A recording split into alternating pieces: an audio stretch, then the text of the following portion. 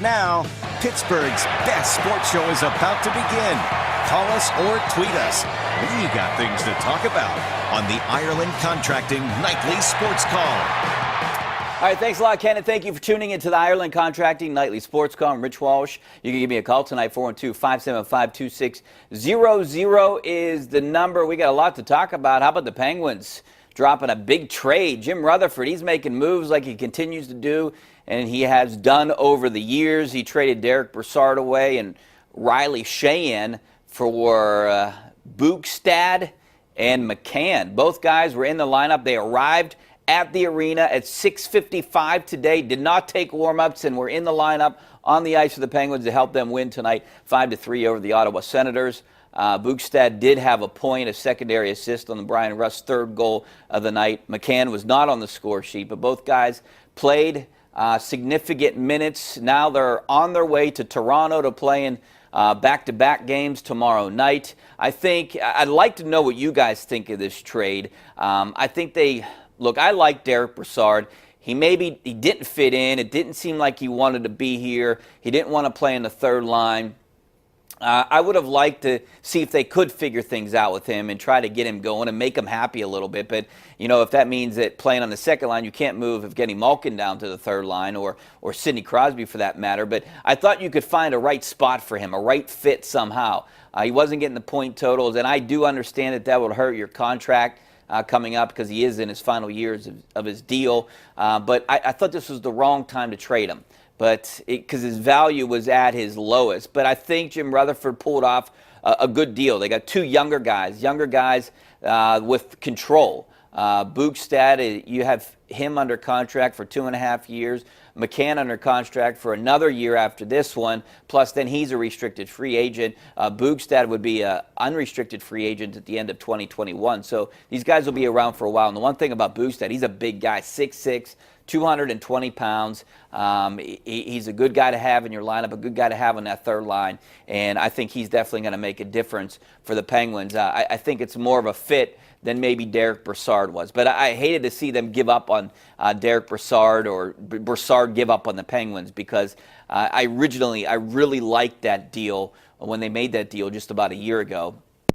So I'd like to hear what you guys have to say about that trade. Did you like it? Did you not like it? I saw mixed reviews on Twitter and on Facebook, and it seemed like a lot of Penguins fans liked the move. It seemed like some of the national people thought that the Penguins, got the raw end of the deal on this one. They also had to give up 3 draft picks, and draft picks have been tough for the Penguins to keep them around. They got a second rounder and then 2 fourth rounders that they had to send to Florida to get this deal done. Paul Zeiss is here. He joins me now, and you can give us a call, 412-575-2600. Talk about that trade. What's your initial thoughts? What were some of the phone calls you were getting tonight when you were talking about if people like this trade? People like the trade. I think the biggest thing is, people like the fact that Jim Rutherford goes for it every year. Yeah. He doesn't care about draft picks and prospects and 2022 and all the other stuff. Every year it's, all right, how do we get better and how do we get to a point where we can win the Stanley Cup this year? And this is the kind of move that, he makes. Will it work? Who knows? Time will tell. Yeah. But you cannot complain about the fact that, you can't say that the Penguins don't play to win every year, because they do.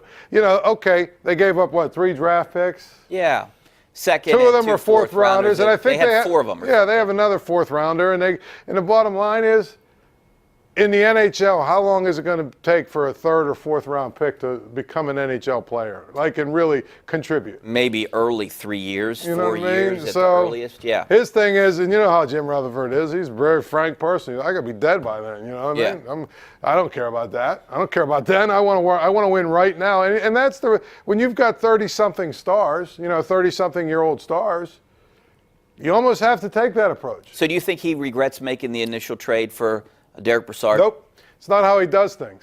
Just like with Mike Johnston and just like with Niemi, you know what I'm saying? Yeah. He knows he's going to make mistakes, but he was doing things for the right reasons. And in theory, what he did was right. It just basically didn't work for whatever reason. And there's a lot of different ways you can look at the Derek Brassard thing. part of it was he was not healthy for a long stretch when he first got here. Part of it was he didn't fit necessarily into what they were looking for from that third line center position. They tried to move him around to different places. It just didn't work.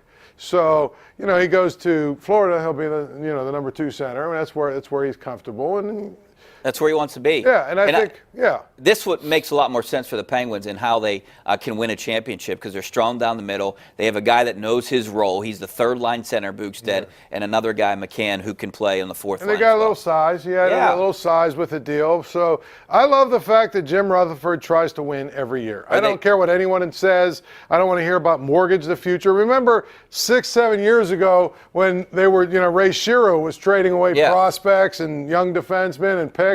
Everyone said, oh, they're mortgaging the future. Wait till you see what happens in 4 or 5 years. Well, in 4 or 5 years, they won the Stanley Cup twice. Yeah, I don't mind mortgaging the future. I wish the Pirates would do it more often. I mean, seriously. This team I was trying not to go there. Yeah, but I'm going to go there because I think mortgaging the future, you get championships here or have a shot at championships. I think that's what fans want, and they would understand if you maybe make bad moves or wrong moves and they don't get to the championship, like the Derek Brassard. But at least you took a shot. Right. Last year, and you thought that was going to make the team a little bit better. I think last year people were in general. I think they were okay with going out and getting Chris Archer and Keanu Kelly. And they made the deals at the trade deadline that were at least, we're going to try and do something to win. The problem is they didn't follow that up with anything in the offseason, and that's why people now are back to this team doesn't want to win anymore. And that's a terrible way to do business. That being said, I understand why they don't go all out like the Penguins, because it's different. When you've got hockey where you only need 6 or 7 players or whatever it is on 6 players on the ice or whatever, 5 players plus the goaltender. But the bottom line is 1 or 2 players can really impact your team. So when you've got Crosby and Malkin and you have them for the next 6 or 7 years, you can build a championship team every year. With the Pirates, it's a little different, but they need to go for it a little bit more than they do. All right, we'll talk more about that after the break. Give us a call, 412-575-2600 is the number. Back in a couple minutes.